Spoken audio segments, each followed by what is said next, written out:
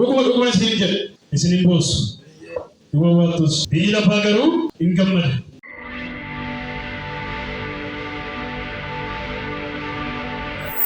Isin hin gadditu. Gaddi keessan garuu gammachuutti hin geeddarama.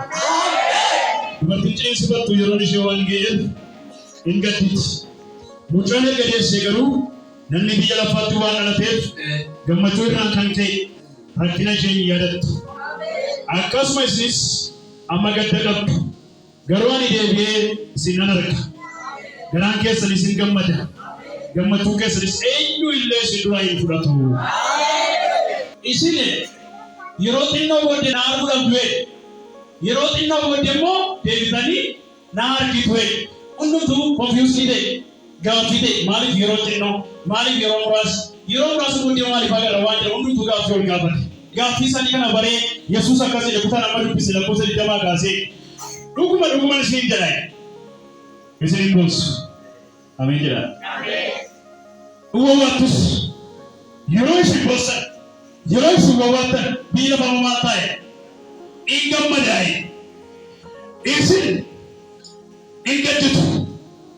Gaddi keessan garuu gara gammachuutti geeddarama.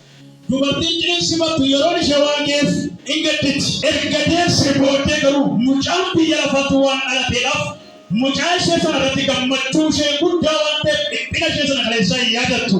Guutummaan dhiphina isheetiin maal irratti micaa irratti hafa. Micaadhaan bakka bu'a. Isin amma gadditu hin dhiphattu hin wawwaattu biyyi lafaa garuu hin gammada. Garuu gaddi keessa yeroo muraasa booddee gammachuutti hin geeddarama. Faarsaa soddoma lakkoofsi 11 akka jedhe haati dhiphina irraa urguftee gammachuun hidhachiiste. Gammachuun irraa sirriitti lallabaa jiru kun gammachuu birrii kuma kudhan argatanii gammadan miti. Gammachuu birrii arganii gammadan miti. Gammachuu waan biraa arganii mana arganii haadha manaaf abbaa manaa arganii gammadan miti. Gammachuu isa fuula abbaa arganii gammadan sirna kaayira Yesuus. Kutaa nama dubbifamaa oole immoo utuu isaan ari'uu waan tokko arge. Utuu isaan ari'uu utuu isaan ajjeesuu fiiguu. Utuu billaa qaratee fiiguu utuu jecha qindeeffatee fiiguu. Yesuusii karaa targee lafadhee. Inni atarra si gammachiisu inni atarraa qabdu sadii lakki ajjeesee sitti ba'uudha. Isaayyaas boqonnaa 63 gaafa dubbistan inni achi as ba'aa jiru kun eenyu? Inni achi as ba'aa jiru inni achi as mul'achaa jiru kun eenyu?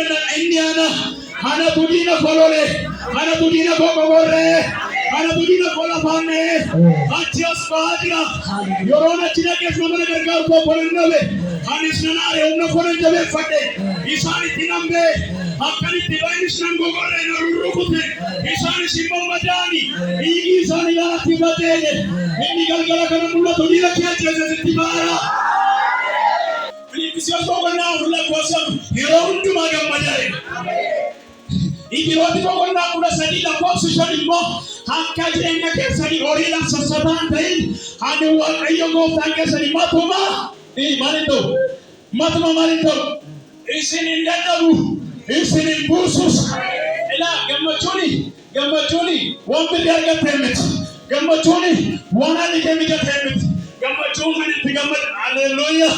Daawit akkam jedhe ani gammachuu koo Waaqayyotti naannesseera. Namticha reera saalaatti jireenya saalaatti gammadu tokko. Namtichi fuulli isaa ifu mana keessa. Namtichi gaafate gabbatu fuulli isaa sitti gammachuu kee guutuu godhu.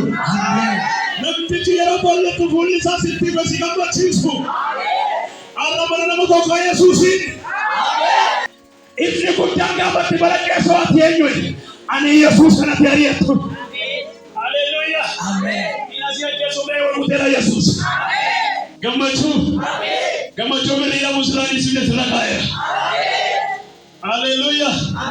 Amma gaafa sallatanii nuti gaafa dhawwatti tokko mana Yesuus hospitaalatti kutanii soo gashitanii induma muka qabata muka qabata. Inni jiniinsi bataante. Abbaan manaa jiniinsi bata ilmaan qabanii jiniinsi bata humna muka qabata. Ala naannoo hundootu girgiddaa dhiiba hundootu. Haleluuyaa. Inni dhiirri sumni durbiin jala naannoo girgiddaa jala. Kan jiniinsi bachaa jiru nama tokko kutaa deessuu kee. Garuu isa kan hundumatti jiniinsi bata. Ala muka qabatu hin dhiitatu maal dhiyaatu hundumtu hin dhiitata. Haleluuyaa. Hundumtu hin dhiitata hundumtu muka qabata.